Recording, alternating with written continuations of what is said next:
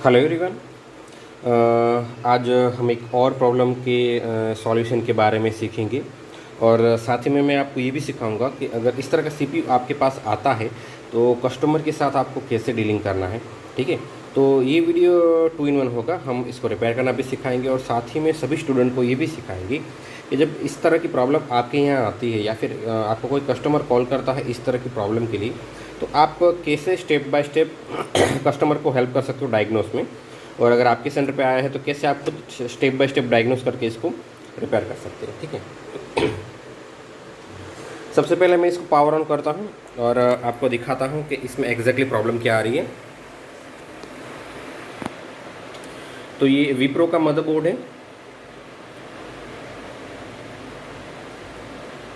मतलब कि विप्रो की पूरी सिस्टम है, लेकिन एक्चुअली ये फॉक्सकॉन का मदरबोर्ड है। ठीक है, इसमें इशू क्या आ रहा है मैं आपको दिखाता हूँ और ये यूनिक इशू है, तो इस वीडियो को हमेशा संभाल के रखिएगा क्योंकि ऐसे केसेस बहुत ही रेयरली आते हैं, बहुत ही कम आते हैं। ठीक है, तो देखिए इशू क्या है। इशू ये है कि डिस्प्ले चला गया है। ठीक है, सिस्टम शुरू है आप देख सकते हैं, लेकिन डिस्प्ले चला गया है। अब आपको ये लगेगा कि शायद हो सकता है कि सिर्फ और सिर्फ डिस्प्ले गया हो, लेकिन नहीं, इसके साथ साथ सिस्टम हैंग भी हो गया है। मतलब कि दो चीज़ें हुई है, सिस्टम कम्प्लीटली हैंग हो चुका है और साथ में डिस्प्ले भी जा चुका है। ठीक है, सिर्फ डिस्प्ले चली जाती तो हम क्या करते कि कस्टमर को सीधा एडिशनल एड ऑन कार्ड लगाने को बोल देते। ठीक है, लेकिन यहाँ पे सिर्फ डिस्प्ले नहीं जा रहा है, डिस्प्ले भी जा रहा है और साथ में सिस्टम भी हैंग हो रहा है। ठीक है, तो ये दिक्कत है इसके अंदर। तो मैं आपको स्टेप बाय स्टेप बताऊंगा कि अगर इस तरह की प्रॉब्लम आती है तो कैसे सॉल्व करना है, क्योंकि ये बहुत ही क्रिटिकल प्रॉब्लम है और बहुत ही कम लोग इसको सॉल्व कर पाते हैं। ओके, तो अगर सिस्टम आपके सेंटर पे आ चुकी है रिपेयरिंग के लिए, ठीक है, या फिर आप खुद कस्टमर के यहाँ गए हुए हो, तो आपको क्या चेक करना है वो मैं आपको स्टेप बाय स्टेप रीज़न के साथ बता देता हूँ। ठीक है, सबसे पहले तो आपको ये चेक करना है कि कस्टमर की सिस्टम में कितनी आईडी और कितनी साटा डिवाइस है। अगर कस्टमर आपको कॉल कर रहा है तो आपको उसे ये क्वेश्चन पूछना है कि आपकी सिस्टम में कितनी साटा और कितनी आईडी डिवाइस है, ये आपको याद रख लेना है। ठीक है, और अगर आप खुद कस्टमर के यहाँ गए हो तो आपको चेक करना है। ठीक है, या फिर सिस्टम आपके पास है तो आपको चेक करना है कि एक्चुअली कितनी साटा डिवाइस है और कितनी आई डी डिवाइस है। सबसे पहला जो टास्क आपको करना है वो ये है कि जो आईडी केबल है, आईडी केबल वो आपको कंप्लीटली निकाल देना है दोनों जगह से। ठीक है, मान लो कि कस्टमर की सिस्टम में एक आईडी डिवाइस है और साटा डिवाइस भी है और जिससे ऑपरेटिंग सिस्टम चल रही है वो साटा है, आईडी नहीं है, तो सिर्फ आप आईडी केबल निकाल दीजिए, दूसरा अभी लगाने की ज़रूरत नहीं है और आप टेस्ट कर लीजिए कि क्या आपकी प्रॉब्लम सॉल्व हुई कि नहीं, क्योंकि आईडी केबल की वजह से ये प्रॉब्लम हो सकती है। ठीक है, सेकंड स्टेप कि मान लो कि हमने आईडी केबल निकाल दिया, ठीक है, इससे प्रॉब्लम सॉल्व नहीं हुई, या फिर कस्टमर का जो मेन हार्ड ड्राइव है जिससे ऑपरेटिंग सिस्टम रन नहीं रही वो आईडी केबल वाला है, तो फिर आपको डेफिनेटली पहले आईडी केबल चेंज करके देखना है। ठीक है, ये बहुत ही सिंपल स्टेप है। अगर कस्टमर आपको कॉल करता है तो आपको भी उन्हें यही सजेस्ट करना है कि अगर उनके पास कोई आईडी डिवाइस है तो वो आईडी केबल पूरा का पूरा निकाल दे, और अगर मेन हार्ड ड्राइव जिससे ओएस बूट हो रहा है वो आईडी वाली है तो वो आईडी केबल चेंज करें। ठीक है, चलिए नेक्स्ट स्टेप पे आते हैं। मान लीजिए कि इसका कोई इशू नहीं है, तो सेकंड स्टेप है कि आपकी सिस्टम में जो साटा केबल है आपको उसको चेंज करना है। ज़्यादातर सिस्टम में 2 साटा केबल होते हैं, एक हार्ड ड्राइव के लिए और एक CD DVD ड्राइव के लिए। तो आप के पास अगर सिस्टम आई है तो आप नया केबल लगा के डायरेक्टली चेक कर सकते हो, और अगर कस्टमर ने आपको कॉल किया है तो आप उनको ये सजेस्ट कर सकते हो कि भाई आप हार्ड ड्राइव का जो साटा केबल है ना उसको टेम्परेरी निकाल दीजिए और DVD ड्राइव का साटा केबल निकाल के हार्ड ड्राइव में यूज़ कीजिए और एक बार चेक कीजिए। ठीक है, होता क्या है कि अगर आईडी केबल साटा केबल ख़राब है तो हो सकता है कि लोड होने पर वो डेटा छोड़ रहा है, इसलिए सिस्टम हैंग हो जाता है और डिस्प्ले भी चला जाता है। ज़्यादातर केस में सिस्टम रीस्टार्ट हो जाता है।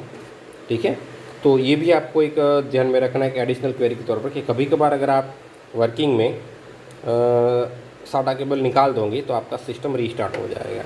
ठीक है, मैं आपको एक लाइव डेमोन्स्ट्रेशन इसका भी दिखा देता हूँ कि इस केस में उसमें क्या प्रॉब्लम होता है। ठीक है, हम आईडी केबल तो ऑलरेडी निकाल दिया है।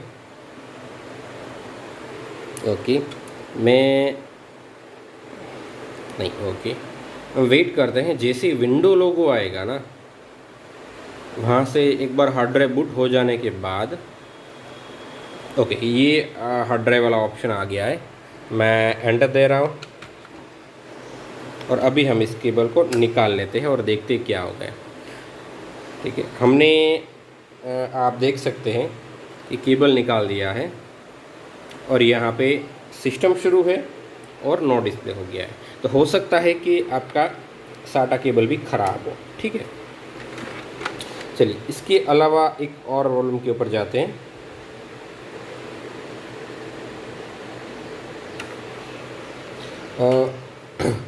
साटा केबल की अगर बात करें तो हम सबसे पहले साटा केबल चेंज कर देते हैं नए वाले से। एक मिनट, हमने पूरा ना लेकिन 100% वर्किंग साटा केबल लगा दिया है और अब चेक करते हैं कि क्या इससे प्रॉब्लम सॉल्व होता है या फिर अभी भी प्रॉब्लम सेम है। ठीक है,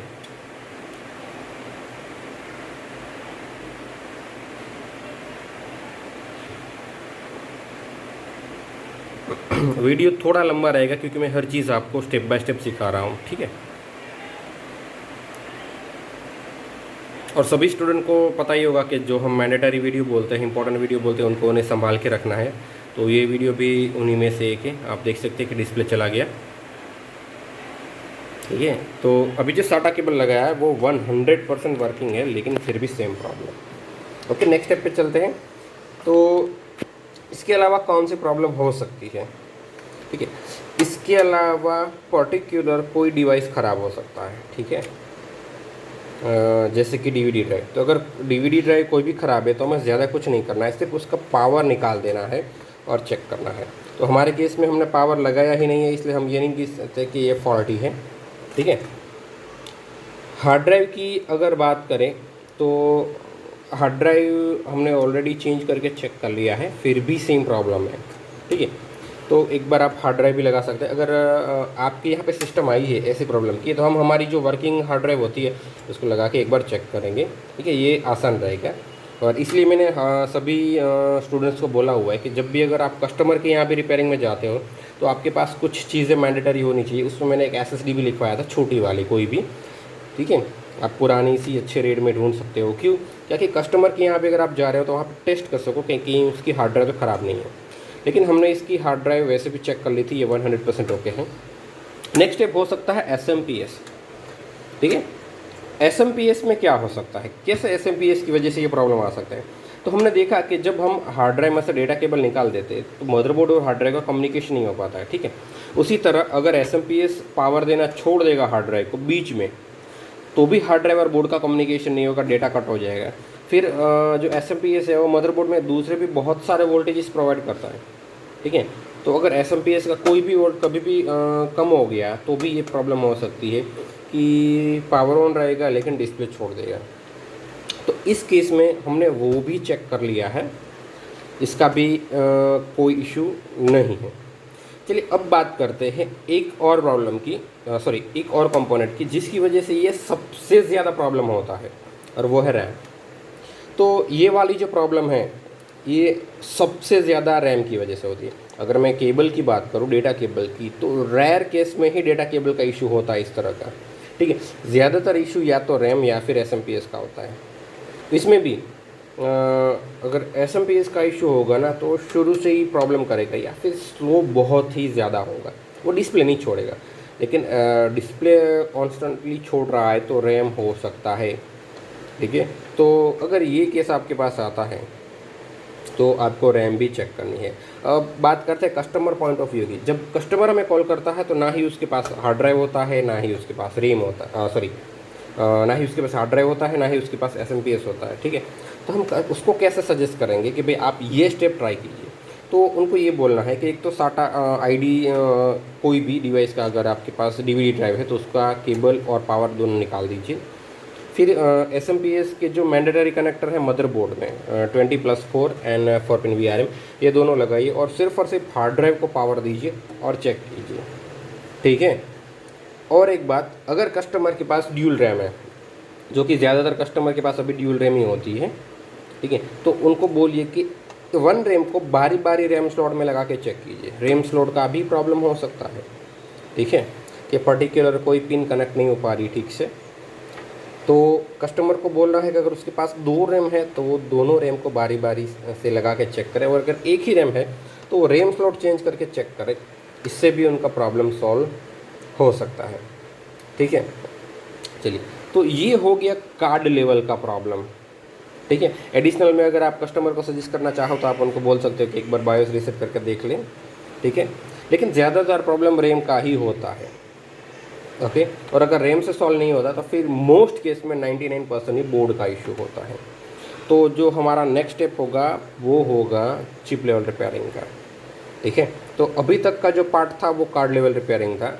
ठीक है, जिसमें आपको सिर्फ कंपोनेंट चेंज करना है, कुछ भी पर्टिकुलर रिपेयर नहीं करना है। लेकिन अगर इतने से आपका क्वेरी सॉल्व नहीं होता है तो आपको फिर चिप लेवल रिपेयरिंग करना पड़ेगा। चिप लेवल रिपेयरिंग में हमने आपको ऑलरेडी सिखाया है कि आपको क्या क्या चेक करना है, लेकिन इस तरह की प्रॉब्लम का सॉल्यूशन हमने नहीं सिखाया, क्योंकि इस तरह की प्रॉब्लम कभी आती ही नहीं है, बहुत ही रेयर केस में आती है।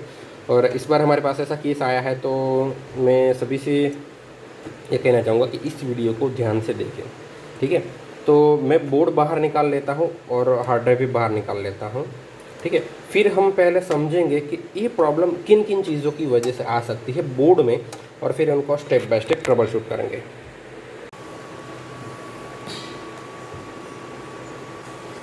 ओके, तो अब बात करते हैं कि अगर ये प्रॉब्लम हो रही है तो कौन कौन से रीज़न हो सकते हैं और आप इस कैसे ट्रबल शूट करेंगे। ठीक है,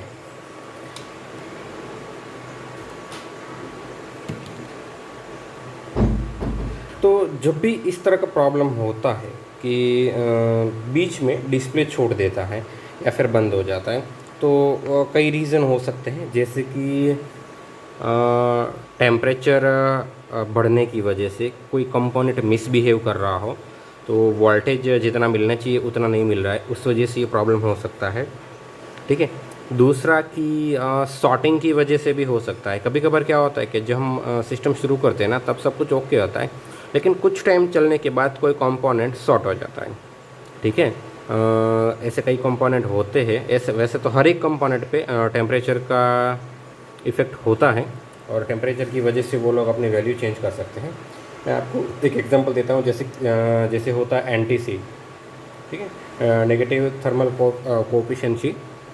उसमें कैसा होता है कि जब वो कूल डाउन होता है ना, तो अपने अंदर से करंट पास नहीं करता, लेकिन जैसे उसका टेम्परेचर बढ़ता है वो अपने अंदर से करंट पास करने लगता है। ठीक है, तो इसी तरह सभी कंपोनेंट, जैसे कि कैपेसिटर है, फिर डायोड है, रजिस्टर है, इन सभी पे टेम्परेचर का इफ़ेक्ट होता है, और टेम्परेचर की वजह से इनकी वैल्यू में चेंजेस हो सकता है। तो मैं ऐसा मान सकता हूँ अभी फर्स्ट स्टेप में कि हो सकता है कि कुछ टाइम चलने के बाद कोई चीज़ शॉर्ट हो रही है। ठीक है, तो हम क्या करेंगे कि ग्राउंड से, अब शुरू में ही ग्राउंड से हम चेक करते हैं कि कौन सा कंपोनेंट ग्राउंड से बीप कर रहा है।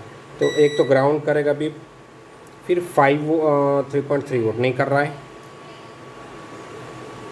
5 वोल्ट नहीं कर रहा है,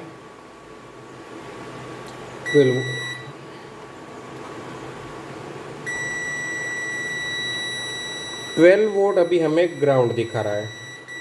ठीक है ना, अभी ये नहीं दिखा रहा है। ओके, सबसे पहले हम ये चेक करते हैं कि वोल्टेज कहाँ पे मिसिंग है। ठीक है, उसके बाद हम ग्राउंड चेक करेंगे।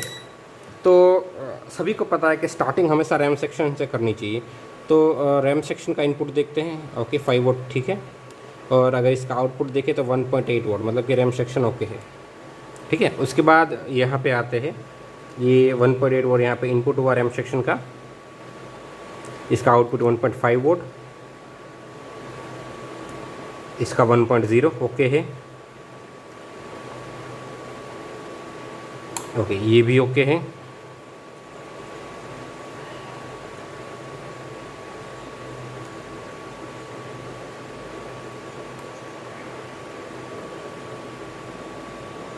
ये भी ओके है। ये वाला मॉसफेट आप देख सकते हैं किसी ने चेंज किया है। ठीक है, तो यहाँ पे चेक करते हैं कि क्या इसके प्रॉब्लम है। 1.7 वोल्ट इनपुट और 1.2 आउटपुट, ओके ये भी ओके है। अब बात करते हैं VRM की, 12 वोल्ट और 0 0। ओके, देखिए यहाँ पे हमें प्रॉब्लम मिला है कि वर्किंग सिस्टम में VRM का वोल्टेज 0 हो चुका है सडनली, मतलब कि शुरू में ये प्रॉपर वोल्टेज आ रहा है, फिर थोड़ी देर चलने के बाद यहाँ पे वोल्टेज 0 हो रहा है। तो हमारा इशू है VRM सेक्शन में, ठीक है। ओके, हमें हमारा प्रॉब्लम मिल चुका है कि हमारा प्रॉब्लम VRM सेक्शन में है। आप देख सकते हैं कि जब सिस्टम को स्टार्टिंग में शुरू करते हैं तो हमें 1.4 वोल्ट के आसपास मिलता है यहाँ पे, ठीक है। फिर थोड़ी देर चलने के बाद ये बंद हो जाता है।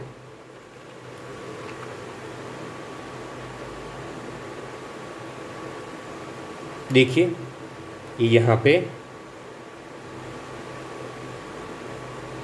वोल्टेज ड्रॉप हो गया, ठीक है। अब इस मॉसफेट के गेट पे अभी देखते हैं कि क्या ये गेट ऑपरेट हो रहा है,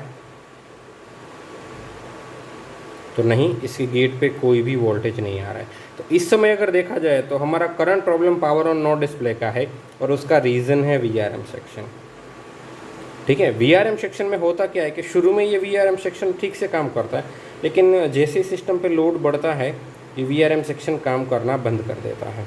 तो ऐसे केस में मोस्टली आपका जो डायरेक्ट PWM चिप है वही ख़राब होता है, ठीक है। तो हम उस चिप को चेंज करते हैं और फिर चेक करते हैं कि क्या उससे हमारा प्रॉब्लम सॉल्व होता है कि नहीं।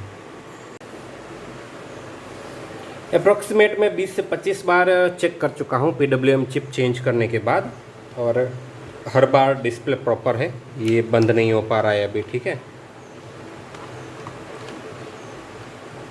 आप देख सकते होगे ये ठीक से चल रहा है, ठीक है। अब एक लास्ट चीज़ चेक करनी बाकी है कि क्या इसके खुद की हार्ड ड्राइव के अंदर ये प्रॉपरली काम कर रहा है कि नहीं, ठीक है। हमने लाइव विंडो 10 के अंदर इसको चेक कर लिया कम से कम 10 से 12 बार, और हर बार प्रॉपर चल रहा है और डिस्प्ले भी नहीं छोड़ रहा है, मतलब कि हमारा प्रॉब्लम PWM चिप का ही था और वो सॉल्व हो चुका है, ठीक है। तो चलिए अब इसका जो हार्ड ड्राइव है, मेन हार्ड ड्राइव जिसके अंदर उसकी खुद की OS थी, वो इसमें लगा के चेक करते हैं, मतलब कि सिस्टम मदरबोर्ड को सिस्टम के अंदर लगा देते हैं और फिर चेक करते हैं कि क्या हमारा क्वेरी सॉल्व हो गया